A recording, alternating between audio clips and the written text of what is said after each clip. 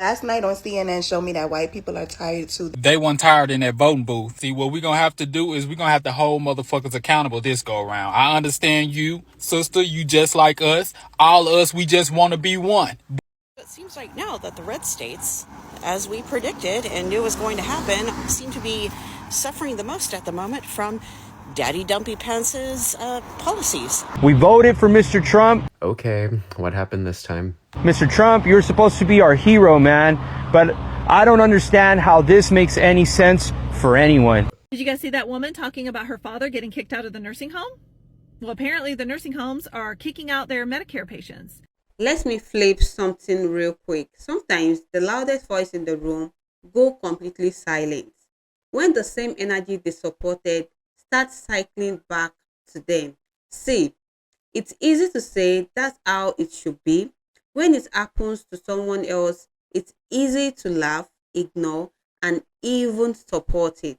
When you think you will never be on the receiving end, but life has a way of balancing things out. But right now, some people are realizing that the system they cheered for doesn't come with a skip me button, no exception, no special treatments, no immunity, and now the conversation has shifted from that's what they deserve to wait, why is this happening to us? But before I break this down, I need you to watch some of this clip. Don't rush them. Pay attention to the tone, the reaction, the emotion, because once you say it clearly, everything about to say would go and eat differently. So guys, without wasting much time, let's watch those clips together and I'll be waiting. Did you guys see that woman talking about her father getting kicked out of the nursing home? Well, apparently the nursing homes are kicking out their Medicare patients. And she was like, why would they do that? And everyone in the comments was like, honey, this is what you voted for. This is Medicare cuts. This is the big, beautiful bill. And she was like, no, that's not it. Yes, it is. I work in skilled nursing. 90% of the residents that are in there, they are Medicare patients. These buildings stay open because of Medicare. They will close down. They will not care for your aging parents and grandparents for free. They will send them home to you. You will have to quit your job and stay home and take care of them. That means you're going to have to be the caregiver for your father, your husband, your kids. You're going to have to quit your job. You're going to do all this on half the income for your household. This economy is going to suffer greatly when these places start closing down. This is one of the reasons, this is the main reason why I did not want to rely on the U.S. for my income while I'm living abroad. The economy here is bound to crash. When you cut Medicare like that and these places close, a lot of people are going to lose their jobs. The dollar is going to suffer. There is no forethought with these people. They have no idea what is happening. They took her. ICE they showed up and they put her in a van like she was a criminal. My wife, she's gone, man. They sent her back to Mexico like she was nothing. When did this happen? Yesterday morning. I woke up, they took her. ICE they showed up and they put her in a van like she was a criminal. My wife. This is my last political post, okay? I'm gonna lay it to rest. Let me just tell you guys, I'm not crying happy tears. I'm not gonna be apologetic for being excited, because if it was the other way around, all of the Kamala supporters would celebrate. I wanna say that first. I'm very relieved because I voted what I believe in, and I felt heavy on my heart that it's the right thing. So knowing that it was the decision the American people made, I'm relieved and I'm very happy. Very, very happy, okay? It's the very first day of finding out the election results. All of us are happy. I'm very happy. But I'm not going to continue to post about it. But I'm also not going to be sorry about it. And I always talked about how my family... Sorry, I don't want to make this more than once. I always talked about how my family had different beliefs, my grandma and my mom and my sister, and how we always got along. And I wore my grandma's sweater to go vote, and I'm so sorry. I'm trying not to cry, okay? But my heart's broken. Try not to cry. Yeah, try it. My grandma just sent me a very sad text. It broke my heart. And my mom has yet to text me back today. Am I real? My point of making this video is to say that I am very happy and I expressed how happy I was. And I'm not going to be sorry for that. I'm completely heartbroken that my family is taking it how they are. I never did this to them when Biden won. Never. But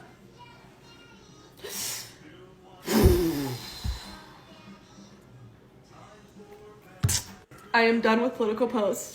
From here on out, it's back to normal. If you don't like me because of who I voted for and you have to unfollow, go ahead. My own family unsubscribed from my life, so you can too. I promise it doesn't get worse than that. The FAFO moments continue for Trump supporters. Meet a Canadian Trump supporter named Chris Landry. He's lived in New Hampshire since he was 3 years old, and he had a green card since 1981. While vacationing in Canada with his 3 children, he tried to return to the United States, and he was stopped at the border. They questioned him over several misdemeanors that he had, one dating back to 2004. He was held in detention for 3 hours before immigration told him he could not come into the United States and to not come back or he would be detained. This Trump supporter is now stuck in New Brunswick, having to hire an immigration lawyer to fight to get back into the country that he's lived in since he was 3. The State Department commented that a green card is not a right, it is a privilege. This is what this Trump supporter had to say in his own words after the situation. I was definitely, all for Make America Great Again. Now I feel a little differently. FAFO. Last night on CNN showed me that white people are tired too. They weren't tired in that voting booth. See, what we're going to have to do is we're going to have to hold motherfuckers accountable this go around. I understand you, sister, you just like us. All of us, we just want to be one, but we can't. Them people showed their ass in their true colors at them voting polls. We got on here every single day up until it was time to vote and told their asses what not to motherfucking do and what we would get if they did what the fuck we told them not to fucking do. Everything that came out of their mouth that they said would have happened have been lies. Everything that we said would happen is happening. We're going to have to realize that we view everybody as us. They view everybody as them and us. Now that they see that Trump won't benefit them, they're singing a different tune. And to the white people that were singing the same tune as us, thank you. But us as a whole, we will not continue trying to decipher which Caucasian person is for us and which one is not. Not only did you have ancestors that hated us for no reason, you have kinfolk and cousins that still here and do it as well. Then you have neighbors of other ethnicities coming knocking on your door and you open the door and let them join the party. So to that I say, to all my black people that's watching this, they getting held accountable this motherfucking year. We got to stop trying to forget shit. Hey, it's me here once again, giving my 2 cents, because that's all it's worth. Listen, another one has effed around and found out. It's so sad. There's a woman that sent a letter to an influencer. He's pretty big, and for him to read, because she wanted help getting justice for her son, who was unalive. He wanted to make some friends, and he made some friends with these boys, and then they convinced him to, start cussing. That's kids, that's no big deal. And they convinced him to skip school once, and he did. I skip school a lot, so no big deal. But then they convinced him to break into the neighbor's home in the middle of the night to take something that did not belong to him. So the homeowner heard, it's dark. He doesn't know if somebody's in his home with a weapon. He doesn't know that it's kids. He's not asking questions. He's defending his home. So he opened fire, and her son was unalived. The other ones were not. She said that was excessive. That's what she said. That was excessive. And she wanted this influencer to help get her story out so she could get justice for her son. Yeah. I'm sorry that she lost her son. Of course, we never want that pain. But the thing about it is, if you train them. And, we were kids. You know how kids are, all right? But the thing about it is these new kids, they just do whatever they want to do and think that it's okay and think that they can do whatever they want with no consequences. Teach your children the consequences in the house so when they go outside the house, they will know consequences and they'll behave better. So she's upset. And the influence is like, lady, you could have stopped this before it started. You're looking for sympathy and you're looking for justice for your son. But the thing about it is your son did something he was not supposed to do, which is go break into someone's home and take what didn't belong to him. And I'm not quite sure what they took. It doesn't even matter. A life was lost. Mothers, stop with this. Teach your children at home and stop trying to justify their bad behavior, your kids' bad behavior, because that's pretty much what you're doing. Stop. All right? Have a good day.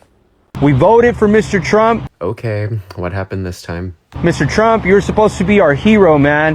But I don't understand how this makes any sense for anyone. The Hispanic community is extremely, extremely afraid. There is fear in people's stomachs, and that is not good.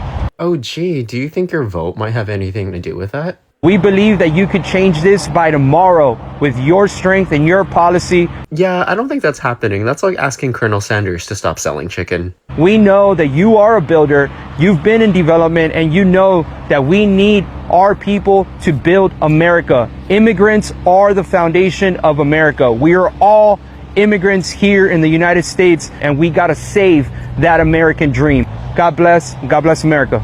Oh, Mario sounds like he's very upset that his bottom line is getting affected.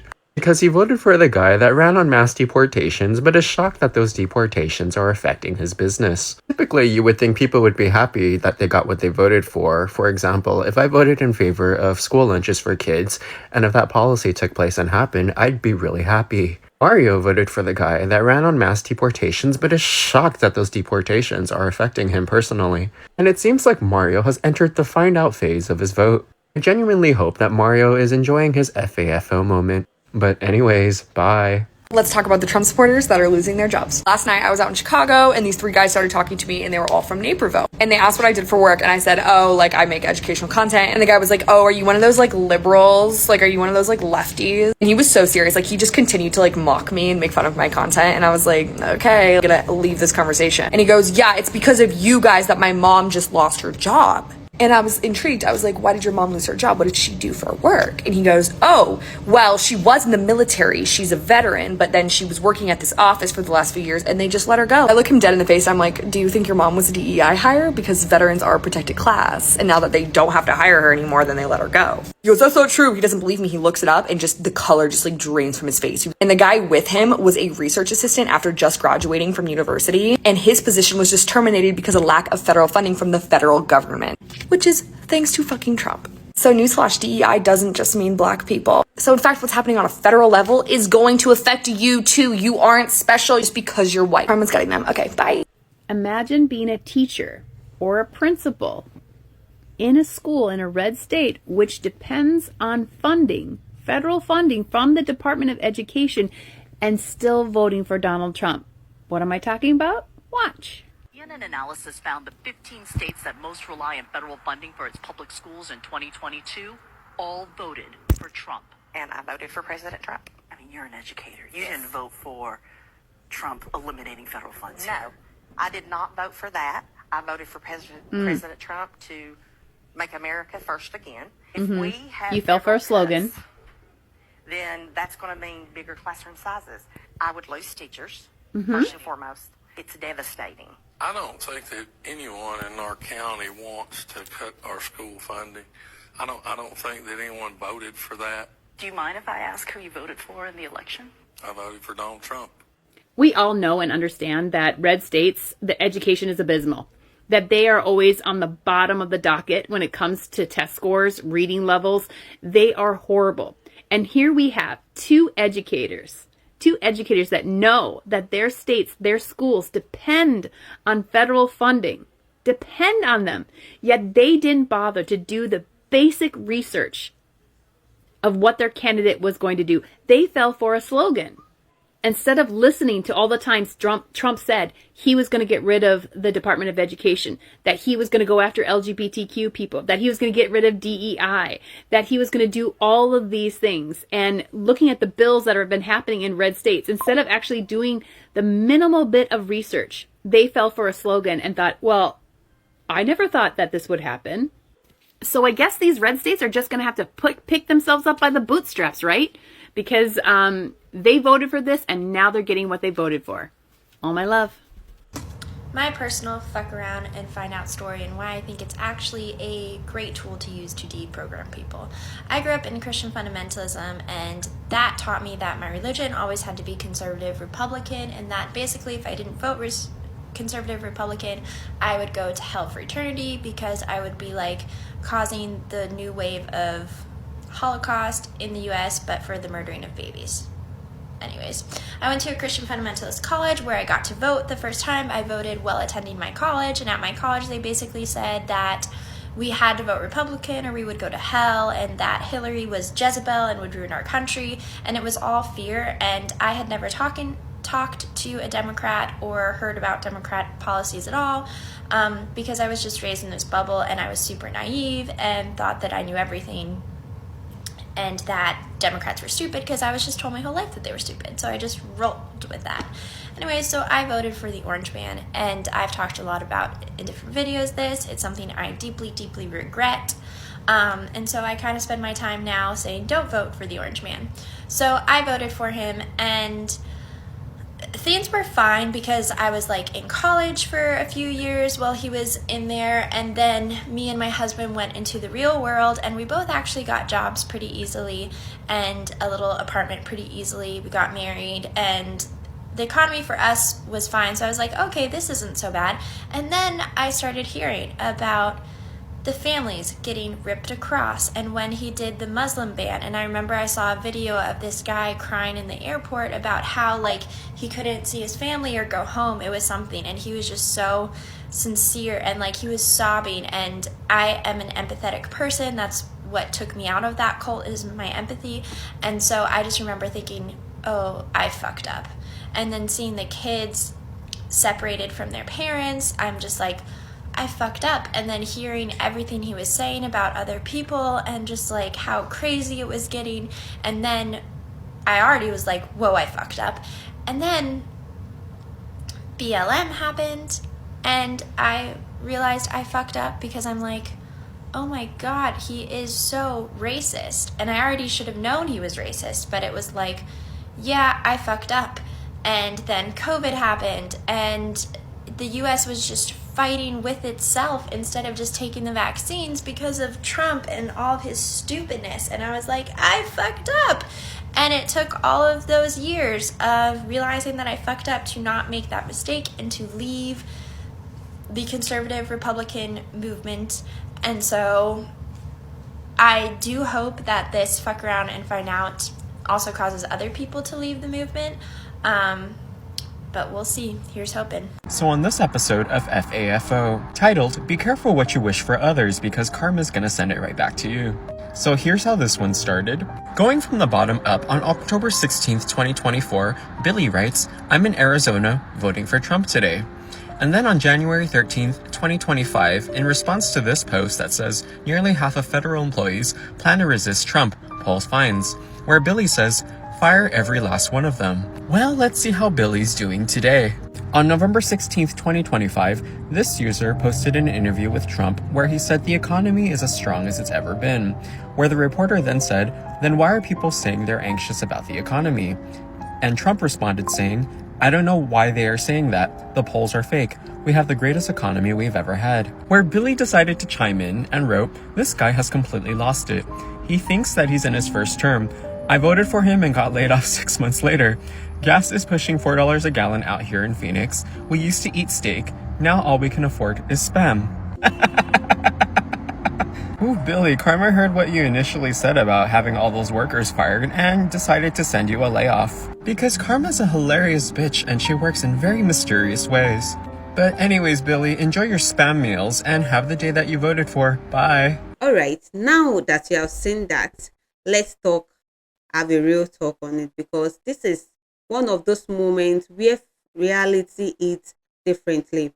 What used to be an idea, a policy, a talking point has now become a life experience for some people, and suddenly it doesn't feel the same anymore.